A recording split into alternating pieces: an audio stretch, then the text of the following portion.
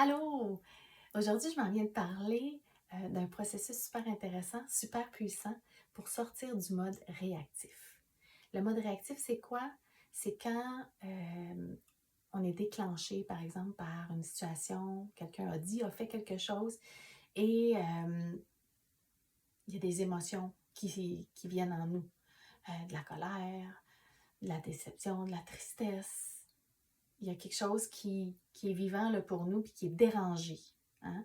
Puis, euh, notre réflexe, c'est ou de blâmer l'autre personne, c'est de la faute de l'autre, ou se justifier puis dire non, mais là, c'est pas ma faute, tu sais, j'ai fait ça parce que telle chose, ou, tu sais, ou se culpabiliser, être dans la honte. Donc, on va être ou dans plutôt le bourreau, hein, celui qui va attaquer, ou on va plutôt être dans la victime qui va dire ouais, c'est vrai, je suis pas bonne, j'ai pas fait la bonne affaire.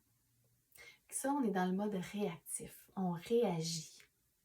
Dans ce temps-là, on n'est pas dans tout notre pouvoir, dans toute notre authenticité, notre bienveillance pour nous. On n'est pas dans la prise de responsabilité de nous-mêmes. Donc, on perd notre pouvoir. Et là, le but, c'est de sortir de ce mode-là, parce que dans ce mode-là, ce que je trouve qui est super important de prendre conscience, c'est de nos sensations physiques, parce que le corps ne ment jamais. Si tu vis une situation puis tu te sens toute contractée, tu as une douleur ici, tu es crispé, ça va, tu sais, tu te sens pas bien dans ton corps, c'est qu'il y a quelque chose là, qui veut se révéler à toi. Il y a quelque chose qui veut venir à la surface, qui est important pour toi, puis qui veut être vu. Et dans ce temps-là, c'est important de prendre le temps d'en prendre conscience, de le voir. Mais quand on est dans le mode réactif, on ne prend même pas le temps de regarder ça. On veut juste pas le voir, ce dérangement-là, puis on envoie tout ça à l'extérieur de nous pour être sûr de ne pas ressentir ou de ne pas aller voir ou de ne pas en prendre la responsabilité. Alors, là, on veut prendre le temps d'aller toucher, observer qu'est-ce qui est là. Des fois, c'est pas facile. Hein? Des fois, on va découvrir des choses qu'on n'a pas tout le temps le goût de découvrir. Mais plus qu'on en découvre, plus que on s'apaise. On réalise que c'est tellement plus facile la vie qu'on a l'impression que c'est quand on est dans le mode réactif. Puis on commence à avoir du plaisir à se découvrir. Alors, c'est vraiment ça l'invitation, sortir de ce monde réactif-là pour aller vers un monde de découverte de soi et de notre intérieur et de ce qui est vivant pour l'autre personne aussi. Puis pour ça, je vais te présenter un processus qui s'appelle le processus des 4 chaises. Donc, on a 4 façons de réagir. Et d'en prendre conscience, bien, ça nous donne des outils. Parce que quand on va se retrouver dans le mode réactif, puis que là, on va se prendre, ah oui, oh là, je suis dans le mode réactif, choisis-tu d'être là? Bien, ça va nous donner des outils pour dire, OK, il y a d'autres façons que je peux réagir et ou agir dans cette situation-là. Alors, on appelle ça le processus des 4 chaises. Puis pour ça, je me suis amusée à faire des petites chaises en origami pour te le présenter. Alors, on a 4 chaises. La première où on est dans le mode réactif, puis on blâme, on critique, on justifie. La deuxième dans laquelle on va se culpabiliser, on va être dans la honte. Donc, on va être dans un mode vraiment où c'est tendu à l'intérieur de nous. Et les 2 autres chaises, dans la chaise de l'auto-empathie, puis la chaise de l'empathie pour l'autre, là, on va aller plus dans un mode constructif où on va aller prendre la responsabilité de ce qui est là pour nous. Puis, ça va amener de l'apaisement dans le corps. Quand les parties de nous qui s'agitent, on prend le temps de les voir, puis de leur donner de l'empathie, elles s'apaisent. Et c'est là qu'on voit dans le corps que, ok, j'ai réellement touché à ce qui voulait me parler parce que ça s'est apaisé. Et là, je suis plus en paix et je suis plus en ouverture pour vivre ma vie puis vivre mes relations. Alors, je vais te faire un petit exemple pour te montrer comment tu peux utiliser ces chaises-là dans ta vie. Alors, je vais te donner un exemple. Moi, mon fils, il était dans sa chambre, la porte fermée, et moi, j'avais besoin, j'avais la stratégie, j'avais besoin de communication, puis ma stratégie, c'était d'aller cogner à sa porte, puis de lui parler là. Alors, c'est ce que je fais. Je cogne, puis je dis, j'ai besoin de te parler. Puis, mon fils, il me répond, non, je ne veux pas t'ouvrir la porte. Alors,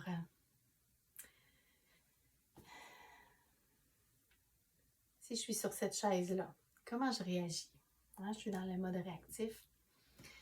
Il ne veut pas m'ouvrir la porte. Ben voyons donc, c'est bien impoli ça. Puis, il y a zéro considération là-dedans. Puis, franchement, il est insensible, puis il est paresseux, puis il veut rien faire, puis je le critique, puis je le blâme, puis j'ai des jugements sur lui. Ou je me dis, je suis dans la justification, puis je me dis, hey là, c'est moi la mère, là, tu sais, c'est normal là, que je veuille parler à mon enfant, puis c'est là que je veux parler, fait que normalement, mon enfant devrait m'écouter. C'est normal que je veuille venir parler, puis que je veuille qu'il m'ouvre la porte quand je veux qu'il m'ouvre la porte.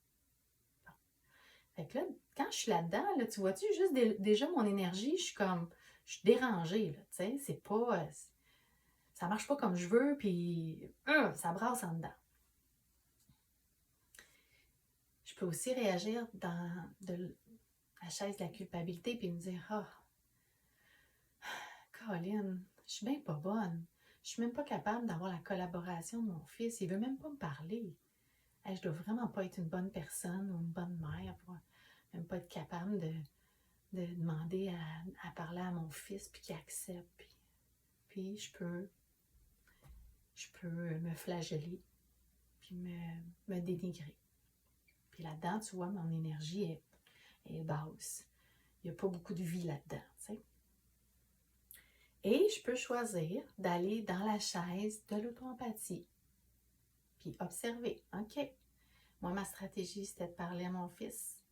Mon fils ne veut pas m'ouvrir la porte. Il n'est pas disponible en ce moment. Comment je me sens en dedans de moi? OK. Je m'en vais dans l'investigation. Donc, ce qui est là pour moi, ben, il y a de l'agitation, de l'irritation, parce que j'ai vraiment un besoin de communiquer. Puis, si je communiquais, ça nourrirait un besoin d'efficacité. Si j'étais capable de lui parler tout de suite, puis fait qu'il y a comme un besoin, c'est ça, de communication, d'efficacité, puis en même temps, il y a de la déception. Il y a de la déception parce que j'aimerais tellement qu'il y ait de la complicité, puis de la collaboration, puis de la simplicité aussi. Il y aurait comme un grand besoin de simplicité qui n'est pas répondu en ce moment. Fait que là, je suis avec moi. Puis je ne sais pas si tu le vois dans mon énergie, là. Quand je vais dans mon monde intérieur, là, je suis comme en train d'écouter une amie, de découvrir, OK, qu'est-ce qu'elle me raconte? Qu'est-ce qui est là? Puis je laisse venir à moi. Je ne cherche pas avec ma tête. Je laisse venir à moi qu'est-ce qui est là. Puis ça me fait du bien, c'est apaisant, c'est doux, c'est plein de bienveillance. Puis ça me permet de dire à ces parties-là qui sont agitées, je te vois, tu peux être assuré que je suis là avec toi. Je te donne de l'empathie. Puis c'est correct que tu vives ça. Puis on va en prendre soin ensemble. Tu sais, c'est ça que je dis à ces parties-là qui sont là. Fait que ça s'apaise. Puis quand ça s'apaise, quand je m'offre une auto-empathie comme ça, puis que je sens que ça fait du bien, bien souvent ça l'ouvre pour que je puisse avoir de l'empathie pour l'autre. Parce que si je suis toute prise dans mes émotions, je suis pas ouverte à comprendre l'autre. Je suis juste dans tourner vers moi-même, puis à prendre personnel que ne veuille pas m'ouvrir la porte, puis que là, c'est à cause de moi, puis je veux pas que ça soit de ma faute, fait que je prends tout ça personnel, puis ça se mélange tout. Je prie avec ça. Quand je m'offre une auto-empathie, ça crée de l'ouverture pour me dire, OK, il y a ma réalité et l'autre a aussi sa réalité qui n'est pas la même que la mienne, mais qui a le droit d'exister, puis qui a le droit d'être entendu. Fait que là, je peux aller dans la 4e chaise, qui est l'empathie pour l'autre. Puis, comme dans le cas de mon exemple, ben, j'ai pas accès à mon fils, mais je peux me dire, OK, mais pourquoi lui voudrait pas ouvrir sa porte en ce moment? Parce que c'est sûr qu'il répond à un besoin qui est super important pour lui aussi. Et je vais essayer de me connecter avec ça. Mais c'est juste des hypothèses parce qu'il n'est pas là pour me valider, pour me dire oui, c'est vraiment ça, maman, que je vis. Mais je peux me dire, OK, mais lui, peut-être qu'il vit quelque chose en ce moment, je sais pas, une émotion, puis qu'il a vraiment comme un besoin de solitude, tu sais, d'être avec lui-même pour vivre ça, puis qu'il n'est pas disponible pour voir du monde. Ou peut-être qu'il est en train de texter à ses amis, puis qu'il est juste dans le plaisir, puis il n'a pas le goût de sortir de là, lui. Son besoin, c'est d'avoir du plaisir, puis avec ses amis. Qu'est-ce qu'il pourrait y avoir?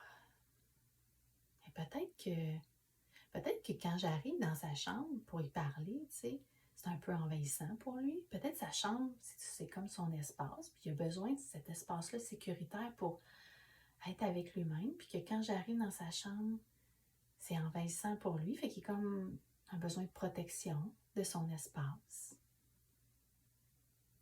Puis là, en essayant de comprendre la réalité de l'autre, ça m'amène plus d'espace en moi, plus d'ouverture. Ça réhumanise la personne. Hein? La personne n'est pas contre moi. Elle vit des choses, elle aussi, qui lui appartiennent, puis elle en prend soin. Donc, je peux comprendre ça, qu'elle prenne soin de ses besoins. Fait que ça l'amène beaucoup d'apaisement, puis ça l'ouvre. Hein? Ça l'ouvre la vision, ça l'ouvre notre perspective. Puis ça nous permet justement d'ouvrir l'espace d'un dialogue éventuel parce que là, on a l'espace pour entendre l'autre personne. Puis si c'est difficile de se faire une auto-empathie par nous-mêmes, bien, on peut faire appel à quelqu'un, un ami qui est capable de nous entendre, de nous écouter de façon empathique pour faire descendre toute cette agitation, la comprendre, la voir. Parfois, on peut avoir besoin d'accompagnement. Puis éventuellement, on pourra, si on voit la personne, aller dans un dialogue, puis nommer ce qui était, aller valider avec l'autre personne. C'était-tu ça qui était vraiment là pour toi? Je suis curieuse parce que j'aimerais comprendre à quoi tu prenais soin quand tu as décidé de ne pas m'ouvrir la porte. Puis moi, est-ce que tu es d'accord pour que je te partage aussi qu'est-ce qui était là pour moi? Qu'on peut aller dans un dialogue quand on a réussi à faire un peu de ménage. On est sorti de ce mode réactif-là, puis là, on est dans un mode constructif. On est tout ouvert pour s'élever ensemble, puis se comprendre. Alors, c'est vraiment, je trouve, une belle image quand on réalise que, on est dans le mode réactif. Est-ce qu'on le choisit ou on choisit d'aller voir d'autres façons de vivre la situation? La semaine prochaine, je vais venir te parler la chaise 2, d'une façon de sortir de la culpabilité. Hein, parfois, on est pris dans notre culpabilité, puis c'est difficile de sortir de là. Alors, la semaine prochaine, un processus super intéressant, super puissant pour sortir de, de la culpabilité. Alors, je te souhaite une belle semaine d'exploration. J'espère que tu auras la chance d'essayer le processus des 4 chaises. Puis, si tu as l'élan, ben, fais-moi des commentaires sur comment tu as trouvé pertinent cet exercice-là ou si tu as aimé la vidéo, n'hésite pas à mettre un pouce. Et dans la description, je te mets toujours des liens aussi pour des exercices ou des références. Donc, n'hésite pas à ou venir vers moi ou aller vers d'autres personnes pour avancer dans ce processus-là de communication non violente. Alors, merci d'avoir été là, puis on se voit la semaine prochaine.